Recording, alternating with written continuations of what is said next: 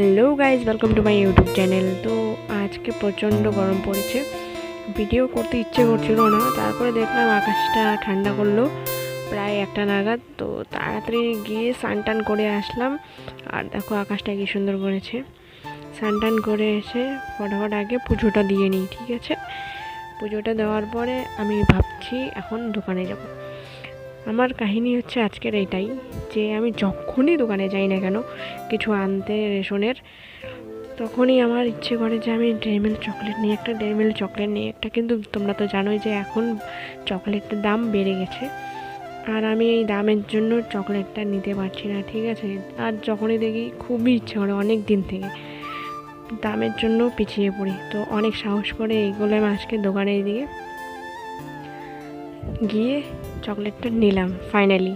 Dairy মিল্কের Oreo, তাও Oreo biscuit আমার favourite, এটা নিলাম। আর আনন্দ যে হচ্ছে, खुशी बढ़ती जानी चाहिए जीवन के साथ, आनंद बढ़ता जाना चाहिए। এত আনন্দ হচ্ছে কি বলবো। আর এদিকে আরেক দিকে আমার টাকাটার দিকেও একটু খারাপ লাগছে যে 65 দাম এটার। তারপরে বাড়ি এসে আরামসে বসলাম, বসে আরামসে আস্তে খুললাম। আর সিলভার দিয়ে প্যাক করা, আর সাধারণত ছোটো ডেয়ারি মিল্কগুলোতে থাকে না, বড়গুলোতে থাকে। তারপরে খুললাম অনেক এক্সাইটেড। তারপরে দেখলাম ডেয়ারি মিল্কটার গলা। তো যাই হোক, গলা হোক, তাও খেতে হবে, কেন কি আমার সেই খেতে ইচ্ছে করছিল। তারপরে এক বাইট নিয়ে দিলাম মুখের মধ্যে। উফ, কি দারুণ! এত দারুণ লাগে আমার, সেই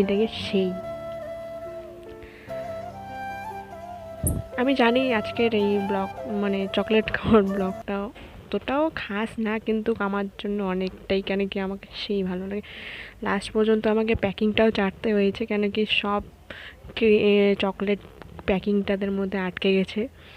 তো আমার ভিডিও শেষ, আমার ডেয়ারি মিল্কও শেষ। টাটা বাই, দেখা হচ্ছে নতুন একটা ব্লগে।